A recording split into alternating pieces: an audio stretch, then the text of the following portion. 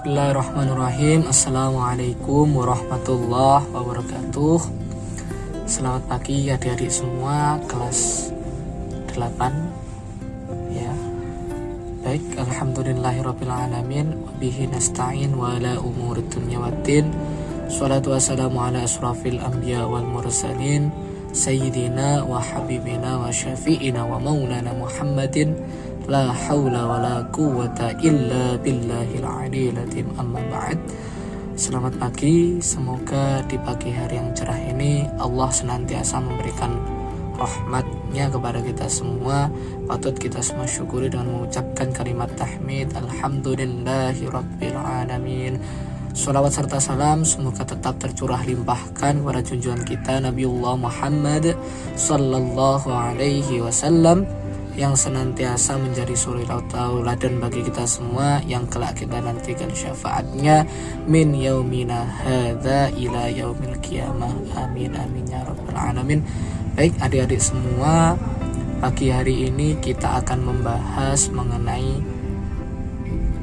rendah hati. Ini terletak di bab 7 di buku paket kalian semua, mengenai rendah hati, hemat dan sederhana membuat hidup lebih mulia.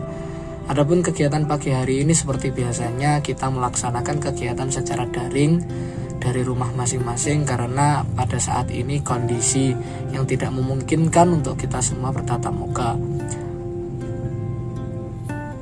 Dan semoga walaupun daring ini tetap memberikan semangat tersendiri bagi kita semua untuk tetap giat belajar.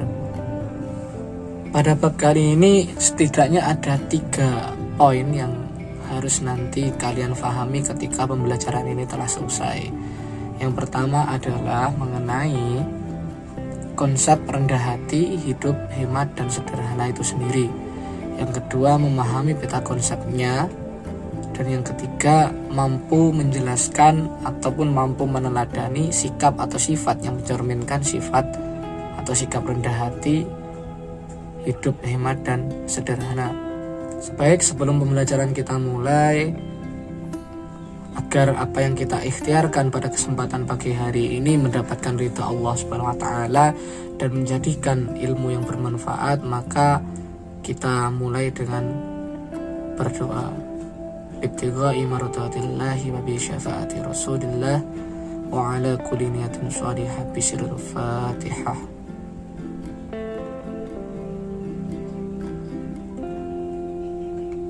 Amin amin ya rabbal alamin. Semoga kegiatan pembelajaran kita pada kesempatan pagi hari ini diberikan kelancaran oleh Allah Subhanahu wa taala.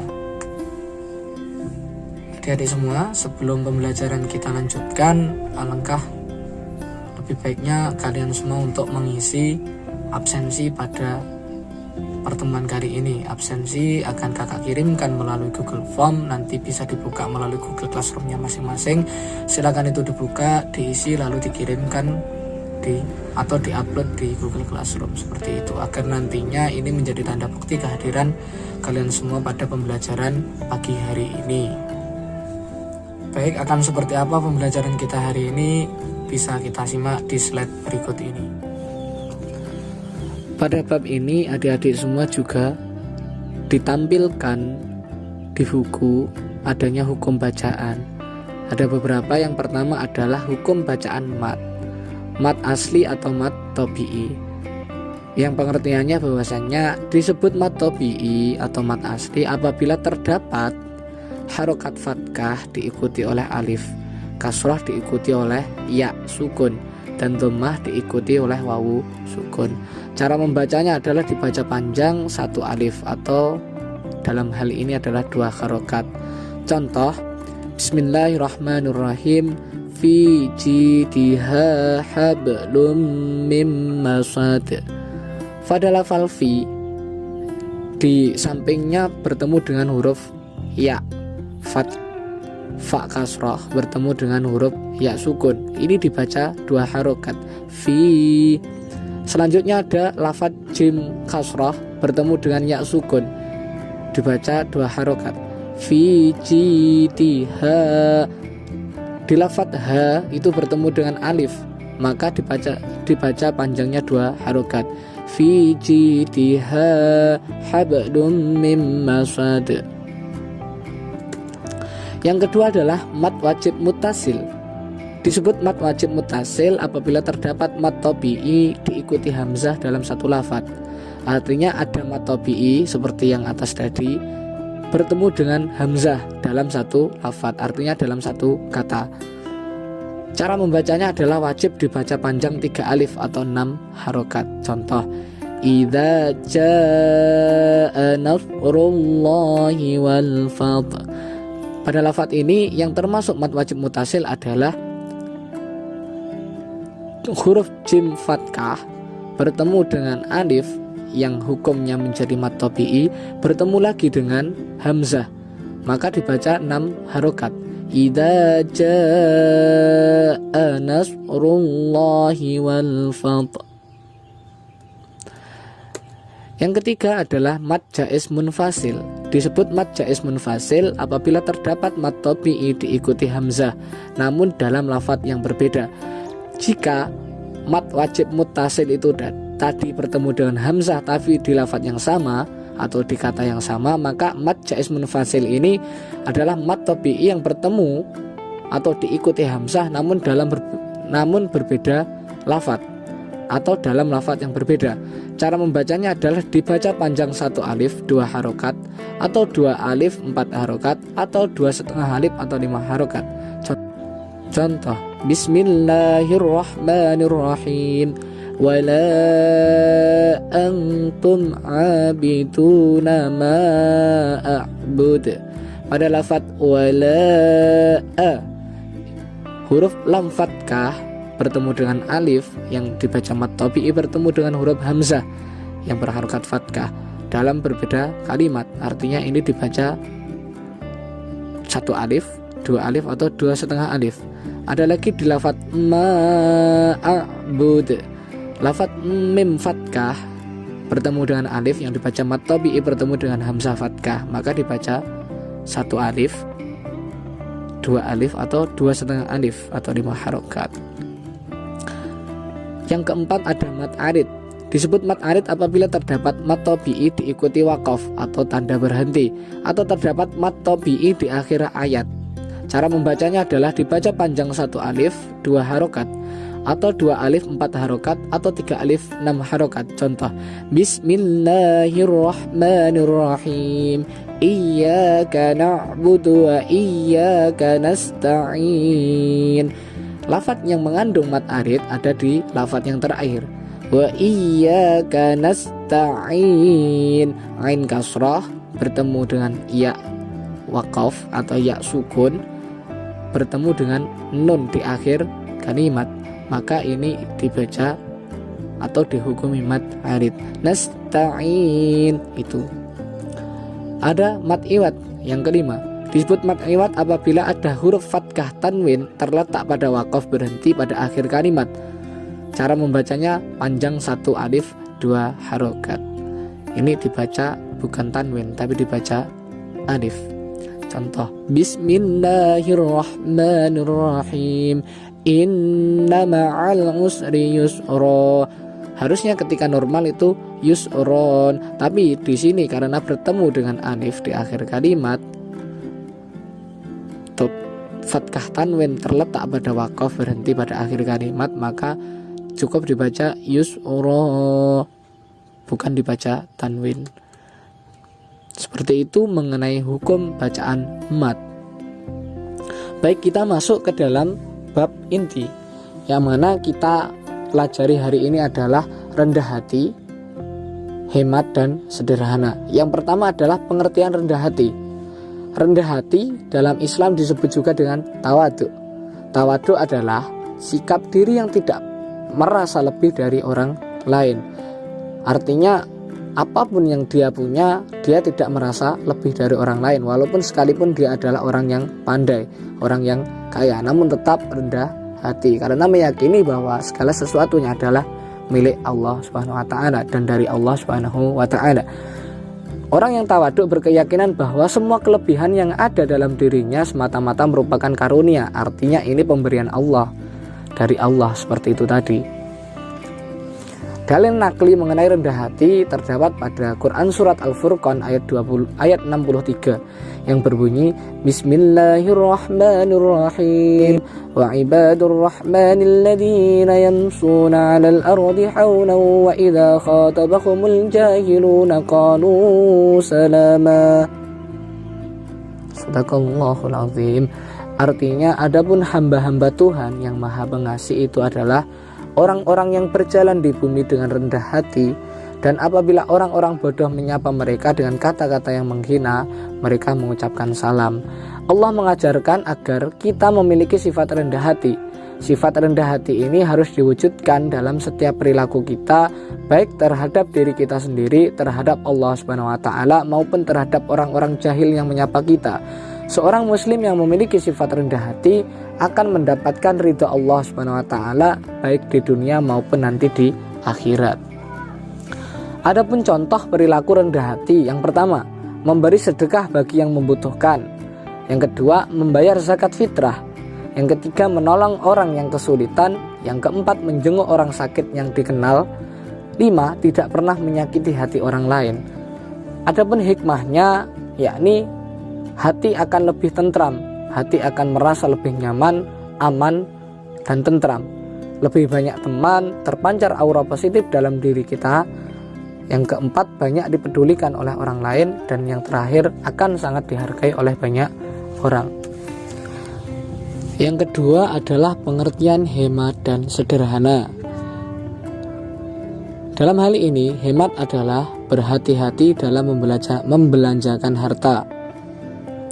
Pengertian hidup sederhana adalah hidup dengan tidak berlebihan. Artinya, kata hemat dan sederhana ini saling berhubungan. Yang mana hidup sederhana adalah hidup yang sewajarnya saja. Dalam artian juga dalam membelanjakan harta itu juga secukupnya, tidak menghambur-hamburkan.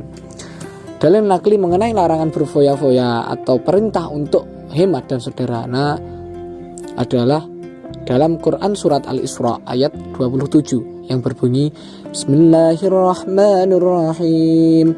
Innal mubadzirina kanu ikhwanas sayatin wa kana asyaitanu lirabbih kafura.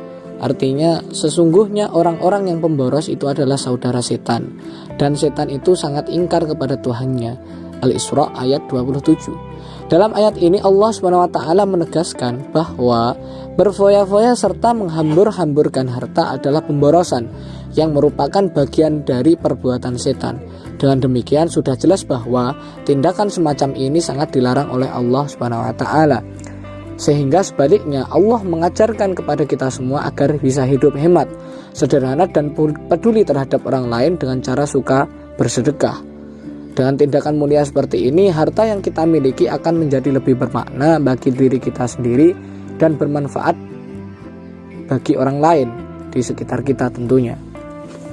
Contoh perilaku yang mencerminkan sifat hemat dan sederhana, yakni salah satunya adalah rajin menabung. Kalau kita dalam kondisi belajar, dalam kondisi siswa, dalam kondisi pelajar, artinya hari ini kita harus hemat dalam membelanjakan uang saku kita. Rajin menabung mulai sekarang. Dengan menabung kita akan mempunyai tata kelola yang baik dalam mengatur kondisi keuangan. Di samping itu, menabung dapat memenuhi kebutuhan-kebutuhan di masa mendatang. Contoh, katakanlah ketika kita lulus SMP, kita ingin meneruskan ke jenjang yang lebih tinggi, yakni SMA.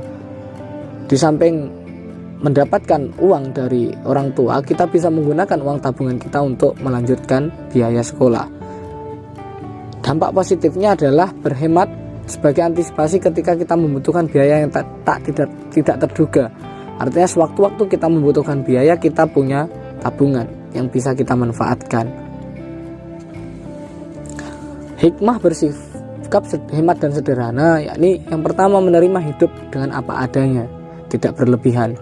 Senantiasa bersyukur atas apa yang dimiliki, karena memang semua milik Allah SWT.